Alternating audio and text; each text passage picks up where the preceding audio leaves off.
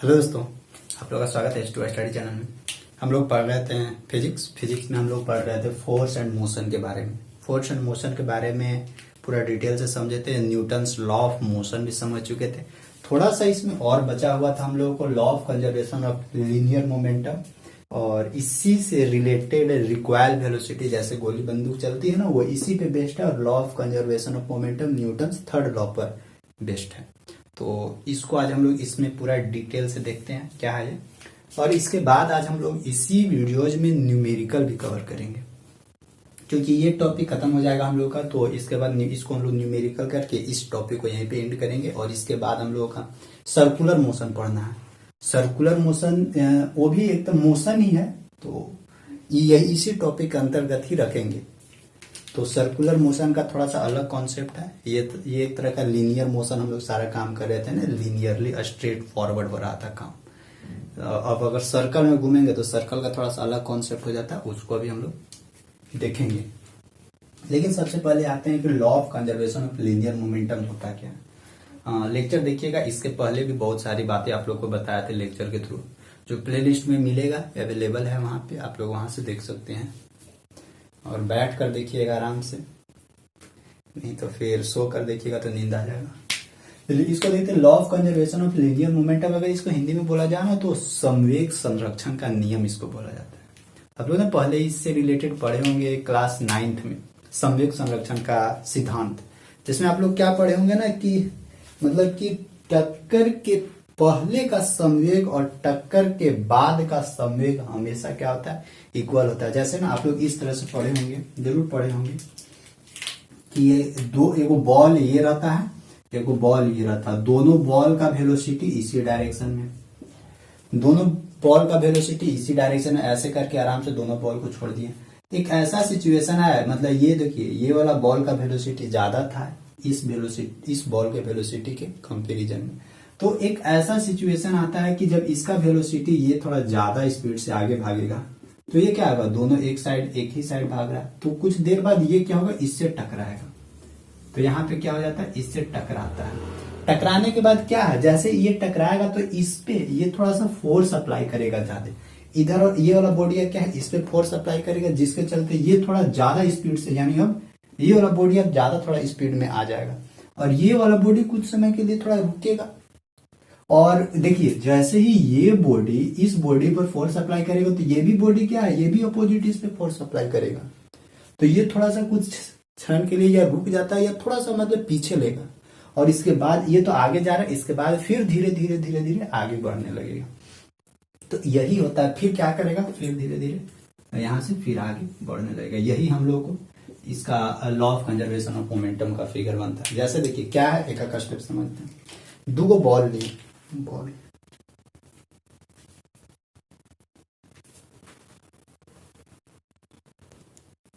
देखिए, दो गो बॉल लिए, लेकिन मेरे पास अभी एगो बॉल अवेलेबल है। ठीक, इस बॉल को क्या करना है ना, इस बॉल को ऐसे हाथ पे मतलब एक ऐसे सरफेस रहेगा, ऐसे यहाँ पे रखते हैं, एक और बॉल रखते हैं, और दोनों बॉल को देखिए आगे हम लोग भेज रहे हैं आगे। तो देखिए ये जो फर्स्ट वाला बॉल है ना, इसका वेलोसिटी थोड़ा ना हम लोग ज्यादा रखेंगे। इसका वेलोसिटी ज्यादा रखेंगे तो जो आगे वाला बॉलवा रहेगा उससे ये टक्कर खाएगा उस सिचुएशन में, जिस समय टकरा रहा है उस समय ध्यान दीजिएगा। उस समय ये क्या करेगा, ये बॉल अगला वालों को धक्का देगा, ये आगे वालों को ऐसे धक्का देगा, आगे वाला का धक्का देगा, तो फिर उधर वाला जो बॉल हुआ था, यह देखिए, ये इधर धक्का मारेगा तो क्या, वो जो बॉल वो छोड़ देगा, नहीं वो भी धक्का मारेगा, ये आगे की ओर जाएगा, तो वो क्या करेगा, जस्ट इसका अपोजिट डायरेक्शन में धक्का मारेगा। और जैसे ही यहाँ पे टकराया, टकराने के जैसे ही टकराया, कुछ समय के लिए टकराता, ऐसा नहीं कि टकरा के दोनों सड़ जाता है, ऐसा नहीं, कुछ समय के लिए क्या होगा, टकराएगा, और टकराने के बाद ये थोड़ा सा इस पे कुछ याद आ गया, इसलिए ये टकराने के बाद क्या है ना कि ये बॉडी फिर आगे भागेगा, और ये जो दूसरा का बॉडी था उसका रफ्तार ज्यादा हो जाएगा, क्योंकि ये पीछे से टक्कर मारा है, तो ये थोड़ा ज्यादा आगे चला जाएगा, और ये फिर कुछ समय के लिए यहाँ पे रुकेगा, और फिर ये भी धीरे धीरे धीरे आगे चलना शुरू हो जाएगा। यहाँ पे कहने का मतलब ये देखिए, टक्कर के पहले का जो मोमेंटम, यहाँ से जो मोमेंटम निकलता है वो, और टक्कर के बाद का जो मोमेंटम निकलता है वो, दोनों एक दूसरे के इक्वल होता है। यानी दोनों एक दूसरे का इक्वल होता है, कांस्टेंट होता है। कांस्टेंट कैसे? स्टार्टिंग में देखिए टक्कर के पहले का भी मोमेंटम वही था, मोमेंटम मतलब कि मास इनटू वेलोसिटी, वही फॉर्मेट में अगर आगे जा रहा था। यहाँ पे देखिए जितना ये इधर फोर्स लगा उतना ही, यानी यहाँ पे तो दोनों का इक्वल इक्वल फोर्स लगा। फिर आगे भी क्या था, फिर वही सेम मोमेंटम के साथ फिर से आगे बढ़ने लगा। तो फिर कहाँ कुछ चेंजिंग हो रहा, मतलब कि यहाँ पे हम लोग बोल सकते हैं कि टक्कर के पहले का जो संवेग है, टक्कर के बाद का जो संवेग, यानी टक्कर के पहले का मोमेंटम, टक्कर के बाद का मोमेंटम, दोनों एक दूसरे का क्या होता है, इक्वल होता है। ठीक, दोनों का इक्वल होता है। आई होप यहां तक आप लोग को समझ में आ गया होगा। अब देखिए कुछ कुछ डाटा लिखते हैं यहाँ पे, डाटा देखिए लिखते हैं हम लोग यहाँ पे ना। जैसे ये बॉडी, ये क्या है, इसका मास लिखते हैं m1, इसका मास लिखते हैं क्या, m2। डायरेक्ट हम बताते हैं, पूरा एक्सप्लेनेशन करने का वैसा जरूरी नहीं है।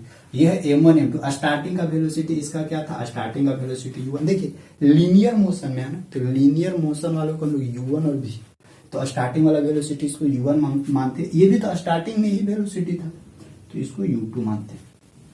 यहाँ तक समझ में आ गया। देखिए टकरा रहा है, उस समय भी क्या था, टकरा रहा था, तो मास तो चेंज नहीं होगा, लेकिन उस समय वेलोसिटी, जिस वेलोसिटी से ये आगे बढ़ रहा है वही वेलोसिटी से यहाँ टकराएगा। देखिए यहाँ पे u1 का वेलोसिटी क्या है, ग्रेटर है as compare to u2। Velocity of u1 body is greater than velocity of m1 body is greater than the velocity of m2 body. m2 body के कंपैरिजन में m1 बॉडी का velocity ज्यादा है। यहाँ पे क्या है, यहाँ पे टक्कर, ये टक्कर से पहले है, ये टकराते समय है, ये टकराने के बाद। तो टकराने के बाद तो मास भी वही रहेगा, m1 ये रहेगा m2, लेकिन देखिए वेलोसिटी अब चेंज हो जाएगा। यही वेलोसिटी, क्योंकि यहाँ पे टकराएगा ना, तो उस समय देखिएगा थोड़ा सा और वेलोसिटी बढ़ जाएगा इसको। तो इसका क्या हम लोग अभी वेलोसिटी, फाइनल वेलोसिटी इसका v2 ले लेते हैं और इसको हम लोग v1 ले लेते हैं। ठीक, तो टक्कर के पहले का मोमेंटम निकालिए। तो टक्कर के पहले का मोमेंटम क्या आता है, मोमेंटम बराबर संवेग बराबर द्रव्यमान गुणे वेग होता है ना। यानी अगर इस बॉडी का मोमेंटम निकालते हैं तो इस बॉडी का मोमेंटम हम लोग को क्या निकलेगा, m1 इंटू u1, और इस बॉडी का मोमेंटम क्या निकलेगा, m2 इंटू u2। ठीक, अगर इस बॉडी का मोमेंटम निकालना चाहें तो क्या हम लोग को निकलेगा, m1 इंटू v1, और इसका क्या निकलेगा, m2 into v2। I hope आप लोगों को दिख रहा होगा।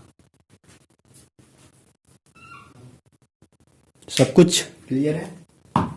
चलिए सब कुछ क्लियर है। अब देखिए, अब यहाँ पे हम लोग law of conservation of moment, linear momentum क्या बोलता है कि बिफोर कोलिजन, यानी टकराने से पहले और टकराने के बाद, यानी आफ्टर कोलिजन। कोलिजन मतलब होता है टकराना। तो टकराने से पहले का जितना मोमेंटम है वो टकराने के बाद का जितना मोमेंटम होगा, दोनों एक दूसरे का क्या होगा, इक्वल होगा। वही बोलता है law of conservation of momentum. यहाँ पे हम लिख देते हैं आप लोग के लिए कि law of conservation of momentum को हम लोग इस फॉर्मेट में लिख सकते हैं, total linear momentum before collision. टकराने से पहले का टोटल मोमेंटम वो इक्वल है total linear momentum after collision. टकराने से बाद वाला का जो मोमेंटम है दोनों एक दूसरे का इक्वल होता है। तो अगर यहां से लिखना तो इसका इस दोनों का मोमेंटम का समेशन और इस दोनों का मोमेंटम का समेशन इक्वल है। तो यहां से फाइनली हम लोगों को law of conservation of linear momentum से एक हम लोग का इक्वेशन मिलता है। वो क्या मिलता है, m1 into u1 plus m2 into u2 बराबर, देखिए m1 इंटू u1 इस बॉडी का मोमेंटम और इस बॉडी का मोमेंटम किसके इक्वल होगा, टकराने के बाद का। तो देखिए टकराने से पहले का मोमेंटम और टकराने के बाद का मोमेंटम, दोनों मोमेंटम जब इक्वली है तो एनर्जी ना तो कुछ लॉस हो रहा है ना कुछ हो रहा है। मोमेंटम भी जो पहले मोमेंटम बनाए हुए थे वही मोमेंटम बाद में भी बना हुआ है, तो मोमेंटम में कोई चेंजिंग नहीं हुआ। तो यानी टक्कर का कोई ऐसा इफेक्ट नहीं कोई पड़ा। यही इसमें हम लोगों को ये करना है। m1 v1 plus m2 u2 बराबर m2 into m1 v1 plus m2 v2। यही क्या है, यही कहलाता है law of conservation of momentums linear equation. ये संवेग संरक्षण सिद्धांत का ये क्या है, लीनियर इक्वेशन है। इस इक्वेशन को याद रखिएगा। यहाँ पे देखिए यही चीजवा हर एक जगह हम लोगों को काम देगा।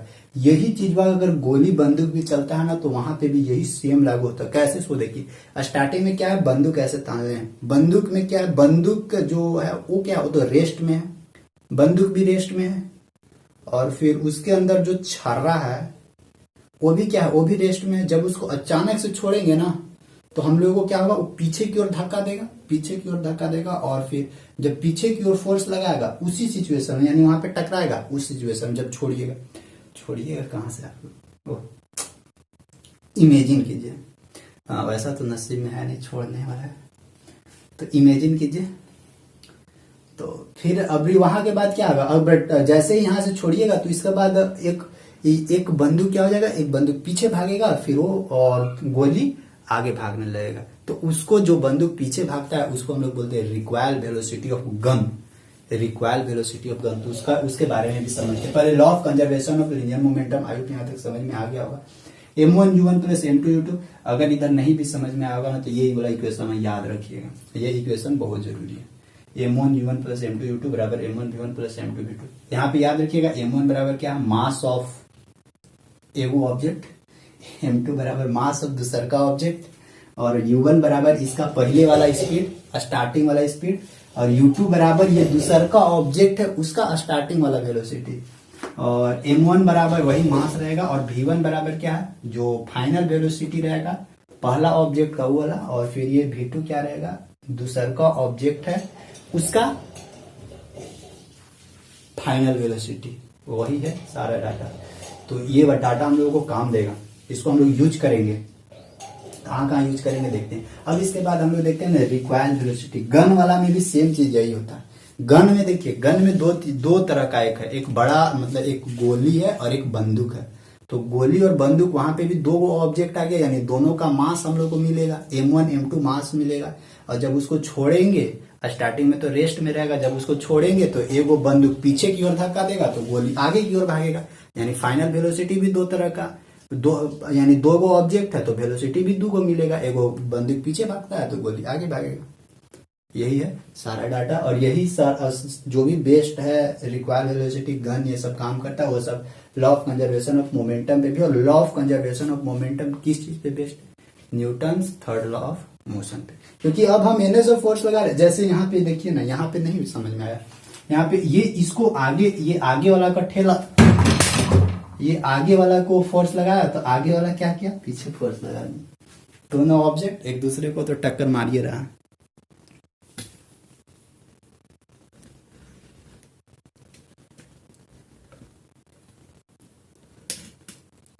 आई होप यहाँ तक आप लोगों को समझ में आ गया। अब थोड़ा सा हम रिक्वायल वेलोसिटी का आप लोगों को डिफिनेशन लिख देते हैं कि रिक्वायल वेलोसिटी क्या होता है, गोली बंदूक कैसे काम करता है। देखिए गोली में जनरली याद रखिएगा ना, इनिशियल वेलोसिटी, इनिशियल मोमेंट तो उसमें कुछ होता नहीं, क्योंकि यहाँ तो इस ऑब्जेक्ट में तो वेलोसिटी भी था, उसमें ध्यान रखिए ना। गोली बंदूक में नहीं, उसमें स्टार्टिंग का वेलोसिटी, स्टार्टिंग में तो रेस्ट में रहता है, जब ट्रिगर दबाते हैं तब ना बंदूक और गोली दोनों में वेलोसिटी आता है। तो उसमें स्टार्टिंग मोमेंट क्या होता है, स्टार्टिंग मोमेंट जीरो के आसपास होता है, जीरो के आसपास में जीरो ही होता है क्योंकि रेस्ट में है। फाइनल वेलोसिटी आता है तो फाइनल वेलोसिटी के यहाँ से हम लोग को क्या पूछता है, नहीं कभी पूछेगा कि गोली का वेलोसिटी निकालिए तो बंदूक का वेलोसिटी निकालिए, ऐसे करके देगा। तो क्वेश्चन जैसे जैसे पूछेगा वैसे वैसे हम लोग इस पे देखेंगे। तो law of conservation of linear momentum हो गया। अब इसके बाद हम लोग थोड़ा सा देखते हैं रिक्वायर्ड वेलोसिटी क्या होता है। और रिक्वायर्ड वेलोसिटी किसका, गन का।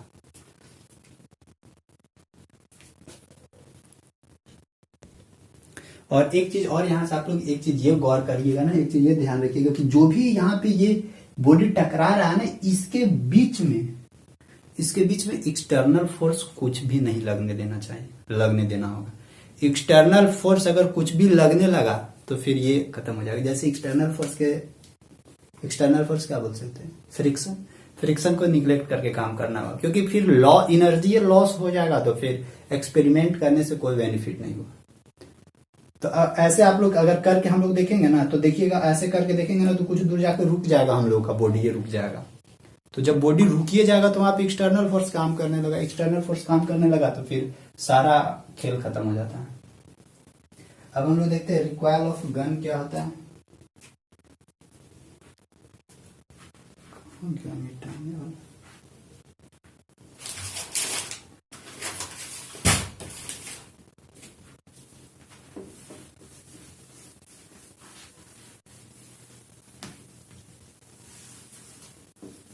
इससे ना न्यूमेरिकल भी मिलता है। तो न्यूमेरिकल अभी हम लोग आज देखेंगे। न्यूमेरिकल इसी लेक्चर में पूरा इससे रिलेटेड बता देंगे। देखिए न्यूमेरिकल ज्यादा भारी भरकम नहीं पूछेगा।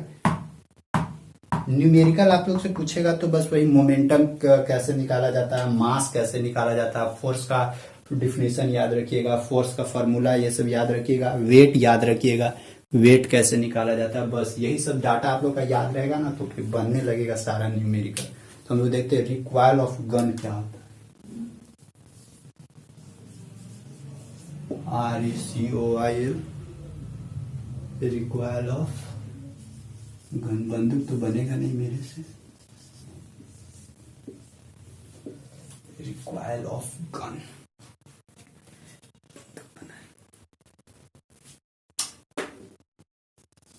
नहीं, समय बर्बाद होगा। अच्छा ठीक, ये बंदूक का क्या, ये बंदूक निकलेगा वहां से, ठीक, और यहां से ऐसे रहता है, ये बन जाएगा कहाँ, ऐसे रहता है, और फिर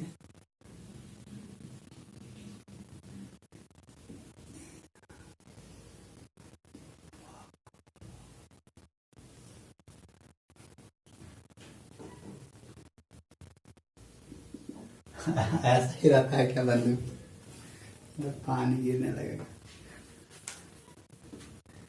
नहीं, ऐसा नहीं रहता है, ऐसे। वाह क्या बंदूक बना। और यहाँ पे ट्रिगर लगा देते हैं।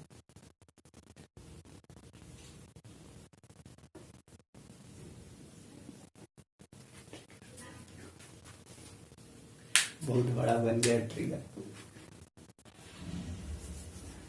समय बर्बाद करने से।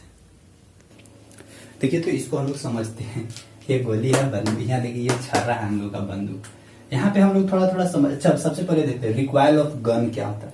रिक्वायल ऑफ गन क्या होता है, जब देखिए जब हम लोग जब बंदूक तानिएगा ना, नहीं तानिएगा नहीं, इमेजिन कीजिए, नहीं तो बंदूक चढ़ा उठा लीजिएगा तो किसी जो जिससे दुश्मनी होगा ना उसको टपका दीजिएगा।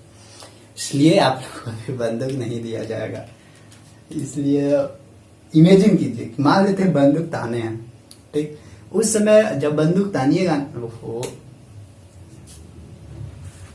छोड़िए। अच्छा डिफिनेशन कहते हैं, देखिए रिक्वायल ऑफ गन क्या होता है कि when A bullet is fired from a gun, जब गन से हम लोग बुलेट को फायर करते हैं ना, जब गन से हम लोग बुलेट किसको बोलते हैं, बुलेट बोलते हैं इसको, ये जो छरवा रहता है ना,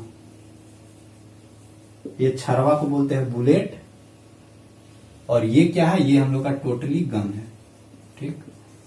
बुलेट थोड़ा हल्का हल्का होता है, गन के कंपैरिजन में हल्का होता है, और गन थोड़ा भारी होता है। बोलता है क्या कि when A bullet is fired from a gun, जब एक कोई गन से बुलेट को हम लोग फायर करते हैं, तो ध्यान रखिए जब गन से हम लोग बुलेट को फायर करेंगे तो बुलेट आगे भागेगा, और न्यूटन्स थर्ड लॉ मोशन, जब बुलेट आगे भागता है ना तो वहां पे बुलेटवा पीछे की ओर धक्का लगाता है, पीछे की ओर धक्का लगाएगा ना तो गनवा पीछे की ओर भागेगी, और जो गनवा पीछे की ओर भागता है ना वही कहलाता है रिक्वायल ऑफ गन। और फिर बोलता है क्या, the opposite reaction of a gun, नहीं अपोजिट रिएक्शन कौन लगाता है यहाँ पे, अपोजिट रिएक्शन बुलेटवा लगाता है ना, क्योंकि बुलेट तो ठीक है, बुलेट तो आगे चला गया, बुलेट आगे चला गया, लेकिन अपोजिट रिएक्शन कौन दिया, अपोजिट रिएक्शन वो बुलेट में पीछे की ओर धक्का दिया, और पीछे की ओर धक्का दिया तब बंदूक पीछे भागा, यानी गन पीछे भागा।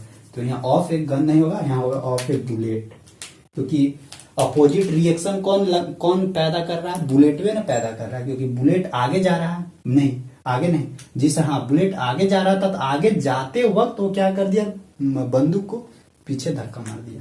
तो यहाँ पे हम लोग को क्या होगा, of a bullet is known as recoil of gun. आई समझ में आ गया होगा। चलिए अब यहाँ से थोड़ा सा इसको हम लोग देखते हैं कि law of conservation of momentum, तो ये कैसे इसको हम लोग फिट कर सकते हैं उसके बारे में थोड़ा सा देखते हैं। सबसे पहले देखिए ये छोटा है, बुलेट है, तो बुलेट का मास क्या होगा, बुलेट का मास m ले लेते हैं, छोटा m ले लेते हैं, और बड़का ये गनवा है ना, इस गनवा का मास हम बड़का m ले लेते हैं, ठीक है। अब भाई बड़ा है तो उसका रिस्पेक्ट देना होगा ना, तो बड़ा वाला गन का हम लोग बड़ा m ले लेते हैं, छोटा वाला गन का हम लोग छोटका m ले लेते हैं। सबसे स्टार्टिंग में देखिए तो स्टार्टिंग में ये वाला बंदूकवा क्या था, अरे ये बुलेटवा क्या था, इसका v1 वेलोसिटी होगा। स्टार्टिंग में तो ये 0 ही होगा ना, स्टार्टिंग में तो कोई स्पीड है कहाँ, गोली वोली कुछ ट्रिगर दबाई नहीं किया, तो स्टार्टिंग में ये भी 0 होगा। ये बंदूक भी क्या होगा, बंदूक का भी स्टार्टिंग वेलोसिटी 0 होगा। v1 कहा ले रहे हैं, u1 ले u ले रहे हैं, u ले रहे हैं, u1 लेते हैं, ठीक, u1 लेते हैं 0, तो इसका भी क्या होगा u2, इसका भी क्या होगा 0 होगा। यानी ये बंदूक है, इस बंदूक का u2 वेलोसिटी भी 0 होगा। स्टार्टिंग में तो रेस्ट है। इसके बाद अब आते हैं जब ट्रिगर दबा दिए तो ये वाला गोली कहाँ भागेगा, गोली आगे भागेगा, सॉरी गोली नहीं, हाँ बुलेट कहाँ भागेगा, आगे भागेगा। यानी इसके पास कुछ v1 वेलोसिटी आ जाएगा, इसके पास v1 वेलोसिटी से वो आगे भागेगा। और ये जो हम लोग का यहाँ पे ये बंदूकवा है, ये बंदूका करने भागेगा, पीछे भागेगा, ये पीछे भागेगा। इसको ना अच्छा ठीक है, v1 ये, और ये हम लोग का क्या देगा, ये हम लोग का v2 वेलोसिटी देगा। और ये v2 वेलोसिटी इसका ना भागेगा, पीछे की ओर भागेगा, तो इसका डायरेक्शन ये वाला हो गया। यहां से सारा डाटा देखिए। m बराबर क्या लिख देते हैं, m बराबर मास ऑफ गन, ठीक। और ये छोटका m बराबर क्या हम लोग लिखते हैं, mass of bullet, mass of bullet. u1 u2, u1 बराबर क्या है, initial velocity of bullet, BULLET। I hope आप लोग को दिख रहा होगा, थोड़ा सा देखिएगा। यहाँ पे u1 के बाद u2 है, ये क्या है, इनिशियल वेलोसिटी ऑफ ये गन का। और v1 हम लोग का क्या दे रहा था, v1 हम लोग को दे रहा था, इसको ना मास को भी वही ले लेते हैं, m1 m2 लेते हैं, काहेला m बड़का है छोटा, इसको m1 लिखते हैं, इसको m2 लिखते हैं। यहाँ लिखते हैं m1 क्या है, m1 है mass of bullet, m1 mass of bullet, और ये m2 क्या है, मास ऑफ गन, ठीक। v1 क्या है, v1 वेलोसिटी ऑफ बुलेट, यानी फाइनल वेलोसिटी ऑफ बुलेट। और v2 यहाँ पे क्या है, v2 बराबर initial velocity, final velocity of, ये भी है final velocity of gun, final velocity of gun लिखिएगा आप लोग भी। चलिए सारा डाटा तो हम लोग लिख लिए यहाँ पे। अब हम लोग देखते हैं ना कि ये रिक्वायर्ड वेलोसिटी का मतलब कि ये जो बुलेट है वो बुलेट कितना वेलोसिटी से इसको गोली को पीछे धक्का दिया। यानी हम लोग ने ये फाइनल वेलोसिटी ये निकालते हैं v2, फाइनल वेलोसिटी निकाल के देखते हैं केवल ये बंदूकवा का कि बंदूका कितना वेलोसिटी से पीछे आया, वो वाला निकाल के चेक करते, इसको मिटाते हैं। वही क्या कहलाता है, वही रिक्वायर्ड वेलोसिटी कहलाता है। रिक्वायर्ड वेलोसिटी कितना निकलता है वही निकालने की कोशिश कर रहे हैं, ठीक। तो according to law of conservation of momentum के अनुसार चलेंगे। m1 इनिशियल लेते, m1 u1 plus m2 u2 बराबर m1 v1 plus m2 v2, ठीक। देखिए इनिशियल वेलोसिटी, स्टार्टिंग में वेलोसिटी क्या था, स्टार्टिंग में u1 और u2 दोनों क्या था, u1 और u2 तो दोनों 0 था। मास है, मास तो है कुछ ना कुछ, लेकिन u1 और u2 और दोनों 0 था। जब u1 और u2 दोनों 0 हो गया तो ये फाइनली पूरा खत्म हो जाएगा। 0 से मल्टीप्लाई करेंगे m1 में खत्म, 0 से मल्टीप्लाई करेंगे m2 में खत्म, फाइनली ये वाला हम लोग को बचता है, यानी m1 v1 plus m2 v2 बराबर 0। ये बचा अब हम लोग को। देखिए मास पता है, हमको निकालना क्या, हमको निकालना है v2 किसके टाइम, क्योंकि ये बंदूक का तो स्पीड पता चल जाएगा आगे, लेकिन गोलिया का स्पीड निकालना, वो जो नहीं गोलिया का तो स्पीड पता चल जाएगा बुलेट से, लेकिन गन का स्पीड निकालना है कि कितना वेलोसिटी से पीछे भाग रहा है। यानी हमको निकालना क्या है, v2। तो v2 निकालना है हमको, इस v2 को यही रखते हैं, यानी m2 इंटू v2 बराबर m1 इंटू v1 इधर ले आते हैं, m1 इंटू v1 इन्हें ले आते हैं, माइनस के साथ आएगा ना, माइनस के साथ आएगा। अब यहाँ से v2 निकालना है, v2 बराबर क्या निकलेगा, minus m1 into v1 upon m2। और ये देखिए v2 हम लोग को यहाँ माइनस बता रहा है, माइनस क्या शो कर रहा है, माइनस शो कर रहा है कि ये जो बंदूक का वेलोसिटी है इस बुलेट के वेलोसिटी के कंपैरिजन में अपोजिट डायरेक्शन में भागा तो बंदूक का पीछे भागेगा। यहाँ गया ना, यानी V2 किसका वेलोसिटी था, देखिए यहाँ पे V2 final velocity of gun का फाइनल वेलोसिटी है। तो अगर इस तरह से हम लोगों को निकालने के लिए देगा न्यूमेरिकल में तो हम लोग आराम से इस फॉर्मूला पे पुट करके निकाल सकते हैं। नहीं तो जो भी डाटा दिया हुआ है सारा डाटा लिख लीजिए और फिर यही से निकालिए। ये हम शॉर्टकट में बना दिए हैं आप लोगों को। यहाँ पे हम लोग को निगेटिव शो कर रहा है, निगेटिव शो कर रहा है कि opposite direction velocity of gun is opposite direction in term of bullet या in comparison of bullet. Bullet के कंपैरिजन में गन का जो वेलोसिटी हो अपोजिट डायरेक्शन में, जिसके चलते यहाँ पे हम लोग को माइनस शो कर रहा है। मास M1 M2, मास M1 बुलेट का, M2 गन का, V1 वेलोसिटी इस बुलेट का, V2 वेलोसिटी इस गन का हम लोग यहाँ से निकाल सकते हैं। तो आई रिक्वायर ऑफ गन यहाँ से समझ में आ गया होगा। एक इसी तरह से हम लोगों को और पढ़ना था रॉकेट से रिलेटेड। रॉकेट में भी सेम चीज है तो उसमें भी यही चीज करना। अब हम लोग आते हैं सीधे न्यूमेरिकल बेसिस। न्यूमेरिकल क्या था, न्यूमेरिकल देखते हैं किस किस टाइप से हम लोग को यहाँ पे न्यूमेरिकल मिल सकता है। एक एक करके देखिए समझेंगे। लेकिन हाँ, न्यूमेरिकल जितना पढ़ाया ना आप लोग को पहले उसी के बेसिस पे न्यूमेरिकल रहेगा। न्यूमेरिकल में आप लोग का क्या क्या फार्मूला याद करके रखना होगा वो लिख देना है। और क्या क्या अभी तक हम लोग टोटल फार्मूला पढ़े हैं ना वो सारा चीज अभी हम लिखते हैं। फार्मूला लिख लीजिएगा आप लोग ताकि आप लोग को याद रहे। देखिए शॉर्टकट में लिखेंगे। सबसे पहला कि वेट यानी भार, सॉरी हिंदी में क्या लिखा है, वेट यानी W बराबर हम लोग को क्या मिलता है, भार बराबर क्या आता है, द्रव्यमान। भार बराबर हम लोग का क्या होता है, mg। द्रव्यमान गुणे acceleration due to gravity. Force बराबर हम लोग को क्या होता है, ma। F बराबर ma, ये भी याद रखिएगा। W बराबर mg, ये भी याद रखिएगा। अगर हम लोगों को मोमेंटम निकालना है तो मोमेंटम को P से डिनोट करते हैं। समय बराबर क्या होता है, द्रव्यमान गुणे वेग, P बराबर mv। ठीक, अब हम लोग को क्या एक मिला था इम्पल्स। इम्पल्स बराबर क्या होता है, I बराबर होता है न्यूटन सेकेंड, यानी force into time. Force into time यानी इम्पल्स मतलब कि आवेग। I बराबर ft। ठीक, फिर हम लोग का क्या मिला था, आवेग बराबर यानी इम्पल्स बराबर ft बराबर चेंज इन क्या था, चेंज इन मोमेंटम। फोर्स बराबर m था हम लोगों का। ये भी हम लोग देखिए जो दो तीन लेक्चर किए ना उस सब का सारा का फार्मूला, एगो लेक्चर का फार्मूला नहीं है। तो पहले नहीं देखे तो पहले वाला लेक्चर देखिएगा, इसके पहले वाला लेक्चर प्लेलिस्ट से जाके। और हम लोग देखे थे, और हम लोग क्या देखे थे, क्योंकि न्यूटन सेकेंड लॉ के अनुसार हम लोग देखे थे इम्पल्स बराबर, हाँ यही था, इम्पल्स बराबर एक और फॉर्मूला हम लोग देखे थे। ये सब सारा काम देगा न्यूमेरिकल बनाने में। इम्पल्स बराबर चेंज इन मोमेंटम, ये भी फॉर्मूला देखे थे। ठीक, अब इम्पल्स बराबर क्या होता है, इम्पल्स बराबर फोर्स इंटू टाइम बराबर चेंज इन मोमेंटम, मतलब कि एम भी माइनस एम यू। ये फॉर्मूला हम लोग देखे थे। मास कॉमन ले लेंगे तो हम लोग को v इंटू यू मिलेगा, यानी यही फॉर्मूला हम लोग को मिला था। इतना सारा चीज हम लोग को फॉर्मूला इस टॉपिक से मिला है। तो और एक अभी मिला law of conservation of momentum equation, m1 into u1 plus m2 into u2 बराबर m1 into v1 plus m2 into v2। देखिए जो शुरू से लेक्चर फॉलो कर रहे होंगे उन्हीं को समझ में आएगा, बाद बाकी किसी को नहीं समझ में आएगा। नहीं तो ये मत करने लगिएगा कि कहां से लिख दिए आप लोग। तो सबसे पहले लेक्चर देखिए पूरा सीरीज से, तभी कुछ बीच से समझ में आएगा, नहीं तो कुछ नहीं समझ में आएगा।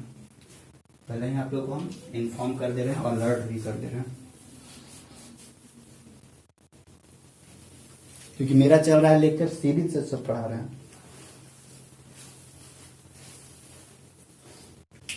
चलिए ये हो गया। अब आते हैं हम लोग सीधे न्यूमेरिकल पर। सारा डाटा लिख लीजिएगा, सारा चीज पता है, सिंबल ये सब। इम्पल्स मतलब आवेग, चेंज इन मोमेंटम मतलब कि संवेग में परिवर्तन। संवेग बराबर द्रव्यमान गुणे वेग, ये वाला भी हम लोग पढ़े हैं।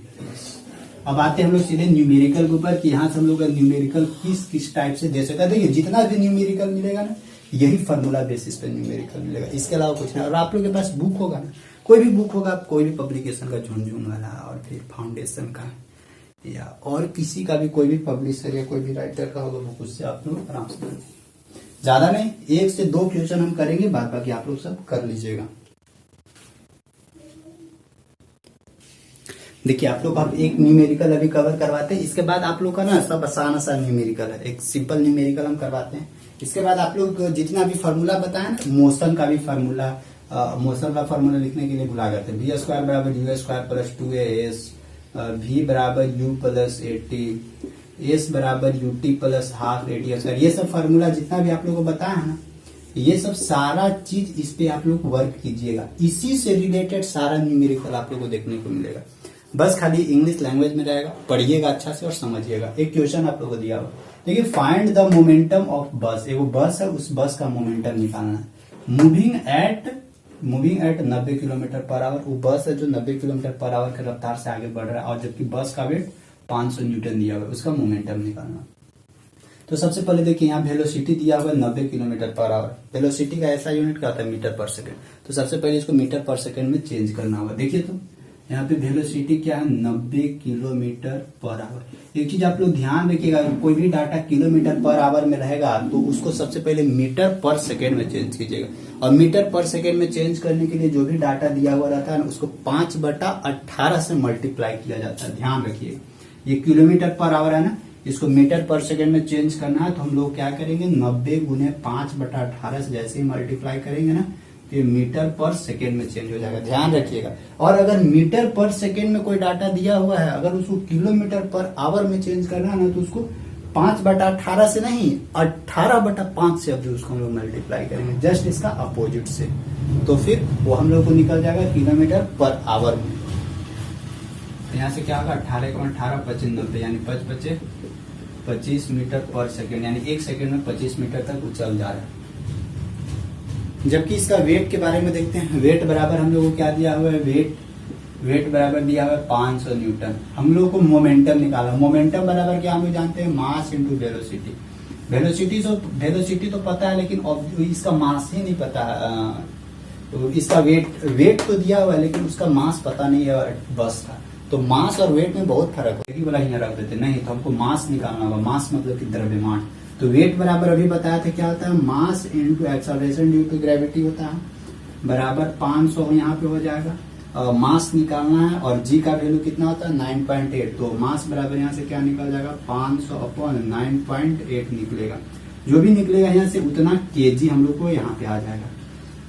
तो मास यहाँ से हम लोग को निकल गया, और जैसे ही मास निकला तो मोमेंटम यहाँ से नहीं निकलेगा। मोमेंटम बराबर मास कितना, यही है 500/9.8 गुने वेलोसिटी क्या था, 25 मीटर पर सेकंड। 25 मीटर पर सेकंड, जो भी फाइनल आंसर आएगा वो क्या आ जाएगा, समझे का ऐसा यूनिट क्या होगा, ऐसा यूनिट हम लोगों को केजी मीटर पर सेकंड, यानी इतना केजी मीटर पर सेकंड। तो समवे का ऐसा यूनिट केजी मीटर पर सेकंड। तो इसको आप लोग कैलकुलेशन कर लीजिएगा, चाहे जितना भी आएगा वो वही हो जाएगा हम लोग का आंसर। आप लोग का कितना आता है एक बार जरूर इसको कैलकुलेट करके नीचे बता दीजिएगा।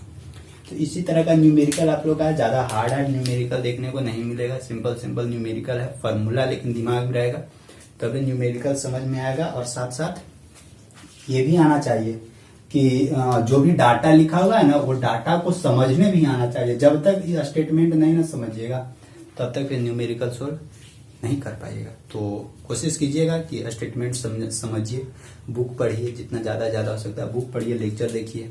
लेक्चर तो पूरा आप लोग को डिफिनेशन के साथ बता दिए, नोट्स बनाइए, प्रैक्टिस कीजिए, ठीक।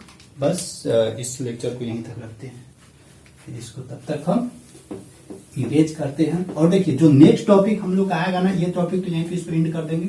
जो नेक्स्ट टॉपिक आएगा हम लोग का ना, वो हम लोग का आएगा सर्कुलर मोशन पे। सर्कुलर मोशन से रिलेटेड हम लोग उसमें बात करेंगे, जिसमें इसमें तो पूरा लीनियर मोशन के बारे में पूरा हम लोग देखें, उसमें हम लोग सर्कुलर मोशन से रिलेटेड पूरा कॉन्सेप्ट पढ़ेंगे, क्योंकि आप लोग का सिलेबस है सर्कुलर मोशन के बाद फिर वर्क, पावर, एनर्जी है, फिर फ्रिक्शन अभी है। ठीक है, बस थैंक यू, बाय।